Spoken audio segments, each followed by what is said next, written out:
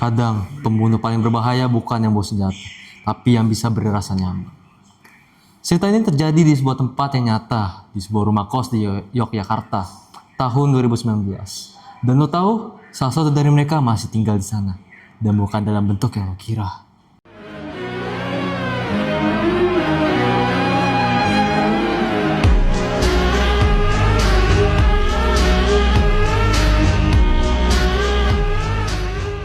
Gua pertama kali nemu kos itu dari postingan Facebook. Foto-fotonya kelihatan adem, bersih, dan murah banget buat ukuran daerah Kaliurang. Pemiliknya namanya Bu Retno. Ibu-ibu parubaya dengan suara pelan tapi tajam. Gua waktu itu baru pindah dari Jakarta, jadi masih asing sama suasana Jogja. Dari awal, kamar nomor 7 itu udah kayak punya atmosfer yang berbeda. Terlalu dingin meskipun siang dan ada bekas ukuran aneh di jendela kayu.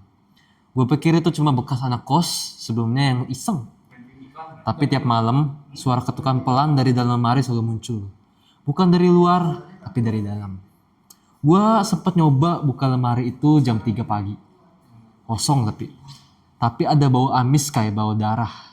Bu Retno cuma bilang, jangan tidur di kamar itu lebih dari 30 hari. Waktu gue tanya kenapa, dia cuma senyum. Senyum yang nggak ikut naik ke matanya. Dan sejak saat itu gue ngerasa dia bukan orang biasa. Hari ke-7 gue ketemu tetangga kamar nomor 5. Namanya Yoga. Dia bilang kamar nomor 7 itu kosong lama. Sejak kejadian itu. Gue tanya kejadian apa? Dia langsung diem. Terus bilang pelan. Dulu ada mahasiswa yang tinggal di situ. Namanya Arif. Arif jurusan hukum UGM. Anaknya pendiam tapi sopan. Dia tinggal di kamar 7 selama 3 bulan. Tapi setelah bulan ketiga dia hilang tanpa jejak. Polisi datang tapi nggak nemuin apa-apa. CCTV mati, HP Arif ketemu di bawah kasur, layar retak, dan yang paling aneh, di dinding belakang lemari ada tulisan pakai darah. Tolong aku keluar. Yoga nunjukin gue fotonya yang sempat viral di Twitter, tapi sekarang udah dihapus. Pas gue tanya ke Bu Retno soal Arif, dia jawab pendek. Dia udah pulang. Gue nggak ngerti pulang kemana. Tapi malam itu, gue mimpi ketemu cowok yang duduk di pojok kamar gue. Dia bilang, jangan sampai 30 hari. Waktu itu hujan deras. Listrik mati sekitar jam 11 malam. Gue lagi baca buku pakai lilin. Pas itu ngeliat bayangan orang lewat jendela. Padahal kamar gue ada di lantai 2. Gue langsung berdiri. Tapi pas gue buka jendela, gak ada siapa-siapa. Tapi jendela itu ada bekas tapak tangan basah. Waktu gue usap, darah nempel di tangan gue. Gue teriak, lari keluar kamar. Habis itu gue ketemu Yoga. Dia juga panik. Bilang dia dengar ada suara orang yang nangis dari kamar gua. Pas balik ke kamar, semua bersih. Kayak gak terjadi apa-apa. Yoga bilang habis itu, lo harus cabut dari sini. Tapi gua udah bayar sebulan penuh. Dan tak kenapa makin gua takut, makin gua ngerasa pengen tetap di kamar itu. Soalnya kamar itu manggil gua terus. Dan tiap malam suara lemari itu makin kenceng. Malam ke-17, gue mutusin buat bongkar bagian belakang lemari. Itu gue bongkar pakai obeng. Gue copot papan belakangnya. Ternyata di baliknya itu ada ruangan sempit, kayak ruang persembunyian. Di dalamnya itu gue nemu kaset VHS, foto-foto lama, dan buku harian Arif. Isinya itu serem banget. Arif nulis kalau Bu Retno bukan manusia. Dia bilang, dia nyedot rasa takut dari orang yang tinggal di sini. Arif cerita tiap kali dia pengen pindah, dia tuh sakit. Pas dia akhirnya sadar, dia udah gak bisa keluar dari kamar. Dan juga foto Arif bareng 3 anak kos lainnya, yang ternyata juga dinyatakan hilang. Di balik buku harian itu, ada peta kecil. Peta menuju sumur tua di belakang kos. Tempat terakhir Arif tulis, kalau aku gak balik, dia udah nelan aku. Besoknya, gue ngajak Yoga buat cari sumur itu. Di belakang kos, ditutupi taman kecil dan lantai beton. Yoga ngaku dia dulu sempat ngeliat sumur itu juga. Tapi udah ditutup pasca kasusnya Arif.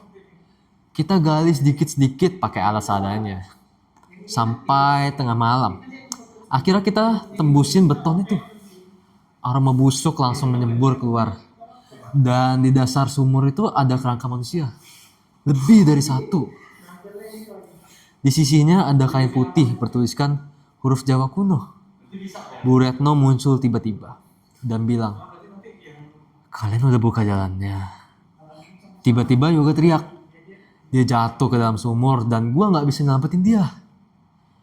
Gue bangun di kamar nomor 7. Tapi pintunya dikunci dari luar. HP gue hilang. Dan di cermin kamar gue tertulis dengan darah, "Lo orang ke-30." Gue teriak, tapi gak ada yang denger. Satu-satunya cara keluar adalah ngelanjutin tulisan Arif. Gua ngambil sisa kaset VHS dan muterin pakai recorder lama. Isinya ritual pengorbanan. Bu Retno baca mantra dan seseorang diceburin ke sumur. Orangnya adalah Yoga. Tapi kaset itu tahun 2016. Berarti Yoga yang gue temui siapa? Gue masih ngeliatin VHS itu berkali-kali. Dan tiap kali gue pause di menit ke-17, sosok Yoga itu muncul di belakang Bu Retno. Tapi mukanya bukan kayak yang gue kenal. Mata dia kosong. Dan kulitnya pucat banget. Kayak mayat. Gue jadi mikir, sama ini yang bantu gue tuh siapa? Malam itu suara ketukan dari lemari makin keras. Pas gue buka, itu gak ada siapa-siapa. Tapi pintu kos tiba-tiba kebuka sendiri. Gue jalan ke lorong dan semua kamar kosong. Gue buka kamar 5 tempat Yoga tidur. Kasurnya rapi, gak ada barang satupun.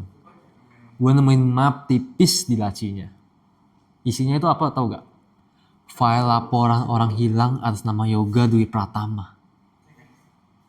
Tanggal hilangnya itu ada di Oktober 2016, tepat 3 tahun sebelum gue pindah. Gue balik ke kamar dan semua tulisan di cermin itu udah hilang. Tapi kali ini tulisan baru muncul di lantai. Sekarang giliran lo. Gue gali lebih dalam lagi buku harian Arif yang gue temuin di balik lemari. Di halaman terakhir dia tulis begini, "Kalau kamu baca ini, artinya kamu orang berikutnya." Dia ngasih petunjuk buat ritual pemutus rantai kutukan. Ada 3 hal yang harus dibakar. Foto kamar waktu kosong, potongan dari penghuni pertama, dan kunci asli nomor 7. Gue mikir keras gimana cara dapetin semua. Gue cari ke bagian gudang bawah, tangga, tapi gue nemuin foto album lama. Di situ gue ngeliat foto kamar 7 waktu masih kosong. Masih ada noda merah di dindingnya. Gue nyari potongan kuku dan anehnya nemu toples kecil di laci lemari dapur.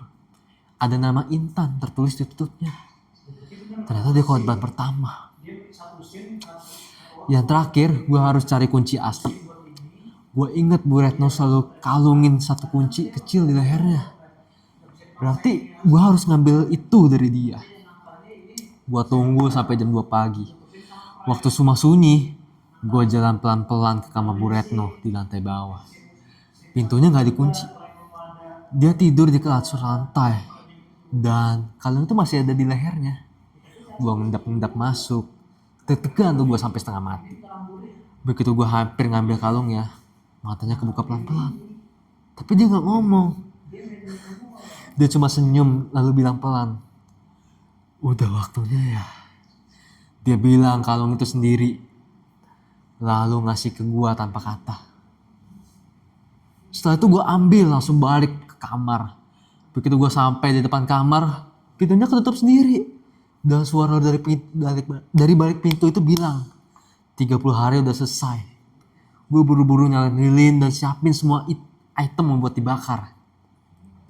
Gue susun semuanya di lantai, foto, potongan kuku, dan kunci gue letakin di lingkaran garam. Gue bakar satu-satunya sambil baca mantra yang ditulis Arif. Waktu api mulai nyala, suara ketukan di lemari itu makin keras. Dan dari balik lemari muncul kabut hitam kayak asap. Suara-suara jeritan mulai muncul dari semua arah. Tapi gue terus baca mantra sampai api padam. Kabut itu makin menipis untungnya. Dan suara hilang pelan-pelan. Tiba-tiba semua lampu kamar nyala. Gue liat kemari udah gak dingin lagi. Bau habis hilang dan jendela gak pernah diketuk lagi malam itu. Gue pikir semua udah selesai. Tapi ternyata justru mulai dari sini semuanya berubah. Besoknya, gue bangun pagi, sinar matahari masuk dari jendela gue. Semua terasa damai. Gue keluar kamar, dan semua kamar kos sudah penuh lagi. Anak kos itu ramah, ngobrol sama gue. Tapi nggak ada yang kenal sama Bu Retno. Pas gue tanya, siapa pemilik kos? Mereka jawab, loh, ini kos kamu sendiri kan mas? Gue pikir mereka bercanda. Tapi surat-surat kepemilikan ada di atas meja kamar gue. Atas nama gue sendiri. Gue pergi ke depan buat keluar sebentar. Tapi gerbang kos nggak bisa dibuka. Gue coba telepon keluarga, tapi semua nomor itu nggak bisa dihubungin. Lalu ada notifikasi email masuk. Isinya satu kalimat. Selamat datang penjaga baru. Gue nemuin buku besar di bawah tempat tidur. Isinya daftar nama semua penghuni kamar 7 dari tahun 1887. Di tiap nama ada tanda silang merah di belakangnya. Sampai ke nama terakhir, Yoga. Dan setelah itu, nama gue udah tertulis tanpa tanda silang. Di lembar berikutnya, ada surat tertulis tangan. Setiap 30 hari, harus ada yang datang dan tinggal. Kalau tidak, mereka akan keluar dan mengambil lebih dari satu. Gue sadar sekarang, gue bukan korban. Gue jadi penjaga.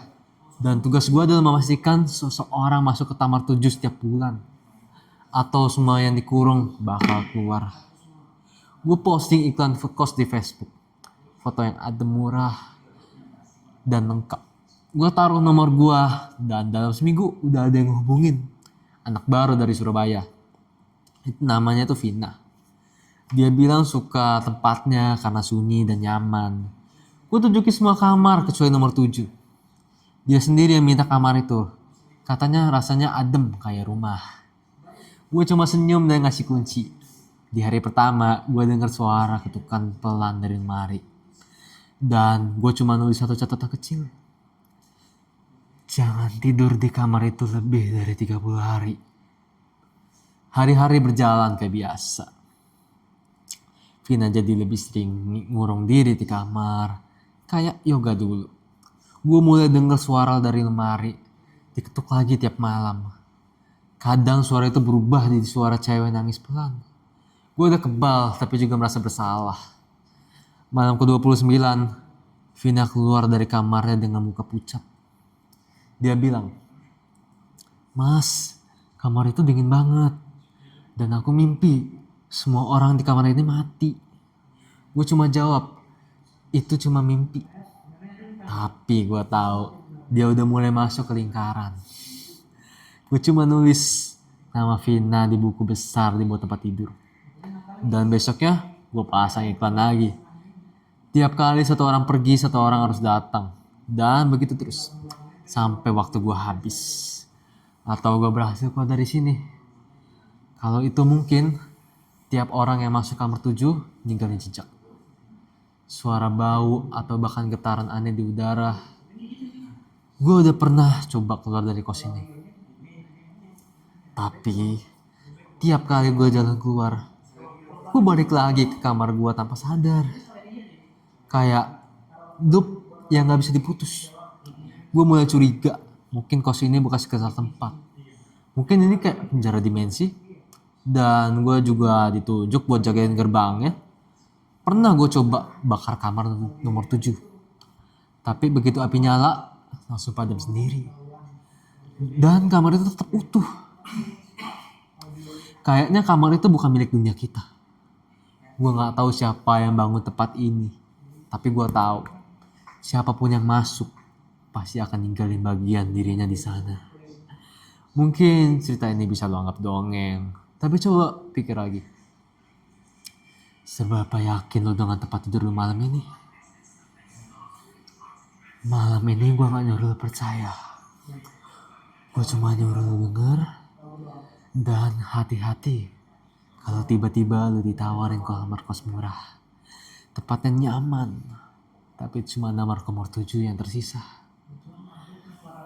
Kalau pintu lemari kamar itu berembun tiap malam, jangan tanya kenapa. Karena bisa jadi cerita yang barusan lu dengar lagi nungguin giliran jadi kisah hidup tuh.